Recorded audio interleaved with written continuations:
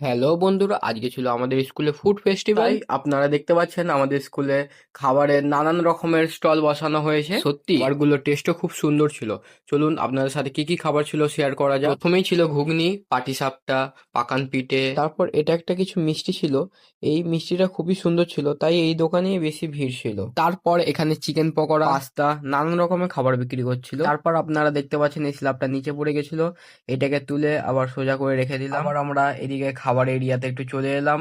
আবার আপনারা দেখতে পাচ্ছেন এখানে পায়েস আর মিষ্টি পিঠে কিছু বিক্রি হচ্ছে। আর এইদিকে পিঠে পুলি, যেমন ভাজা পিঠে, সিদ্ধ পিঠে, সব রকমই পিঠে এখানে গরম গরম ভাজা হচ্ছে। সব স্টল একদিকে আর এইদিকে আলী কাকার স্টল একদিকে। আলী কাকা প্রায় সারা বছরই আমাদের স্কুলে মুড়ি বিক্রি করেন। চলো আলী কাকার কিছু ডায়লগ তোমাদের শোনাই। ছেলে কাঁধে মায়ের কোলে মশলা মুড়ি খাবে বলে, খরিদ্দার নড়ে চড়ে পুঁটি মাছের ঘাড়ে চড়ে। আজকের মতো এতটাই, আবার দেখা হচ্ছে নেক্সট ব্লগে। লাইক সাবস্ক্রাইব করবেন।